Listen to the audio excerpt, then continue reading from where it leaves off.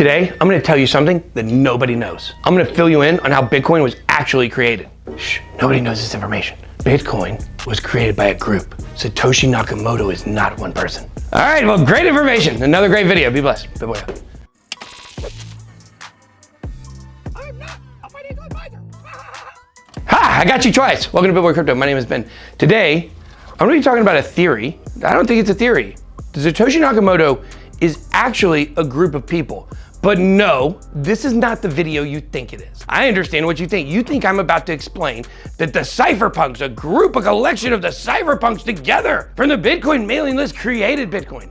No, I'm gonna tell you something totally different, so get ready. And listen, if you missed any of my videos from the last 2 days, you're gonna have to catch up, so make sure to check those out. It's all about Bitcoin, Nick Szabo, the Rothschild family, stuff you can't believe. And listen, here's the thing. What I'm about to tell you, at the end of this video, you're gonna see there's gonna be bloodshed. Okay, so let's start with what we know. We know Satoshi Nakamoto created Bitcoin.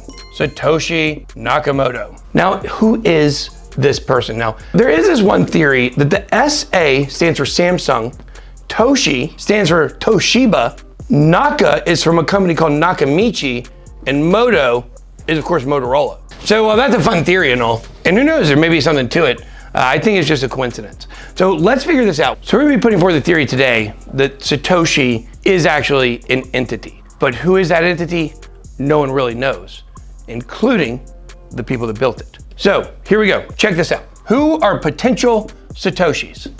Well, we have some crazy theories out there. Maybe you've heard this one, that AI or aliens created Bitcoin, right? I don't know. Who knows? Then we have this guy up here, Dorian Nakamoto. This is the Asian guy that a lot of people thought was actually Satoshi. But he did have some pretty interesting connections to Hal Finney and some of the other things, military defense contracts and weird stuff. Then you have this crazy theory that Elon Musk created Bitcoin. I'm gonna push back on that one, but who knows? Maybe he knew something. Then you have the NSA that created the white paper for how to create your own mint in 1996. And then from there, some people say, I believe David Schwartz worked for the NSA, and I think people believe that maybe David Schwartz had something from Ripple, the CTO of Ripple, that he had something to do. I want to do a video on this. I haven't actually looked deep into this theory yet. Then you have this guy, I think his name's Paul LaRue. Maybe I'm spelling it wrong. We'll put the right spelling up.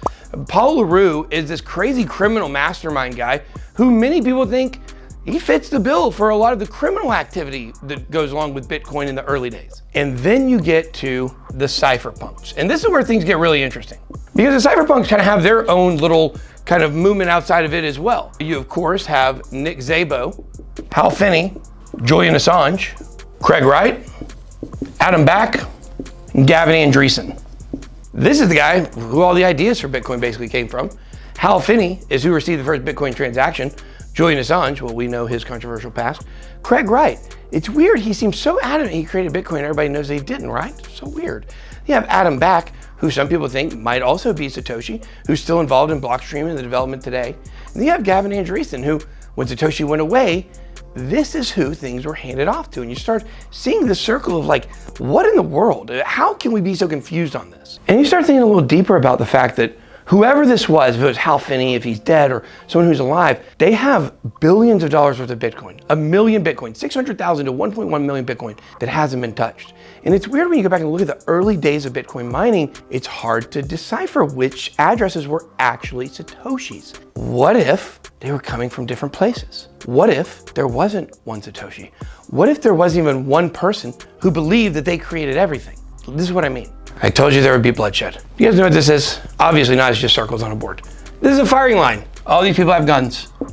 This person right here has been sent to execution. Well, they sent 6 people out there. It's weird, isn't it? Why do they send 6 people out there to shoot this one guy? Well, they do it because none of these 6 people know which one has the real bullet. So that way, when the bullet is pulled and the prisoner is executed, they don't have to carry around the weight of that guilt, even though 1 out of those 6 people did actually fire the shot that killed the person. And what I'm saying here is this. Something we haven't considered is that a larger entity, Satoshi, facilitated the creation of Bitcoin across many different people, many different landscapes. So what I'm saying is, maybe each one of these people had one piece or one expertise or one skill that contributed to the creation of Bitcoin. But the larger entity that actually wanted to create it, well, it's up for debate. We've already given you one theory in our video yesterday, but we've actually got a different theory that we're gonna be giving you down the road.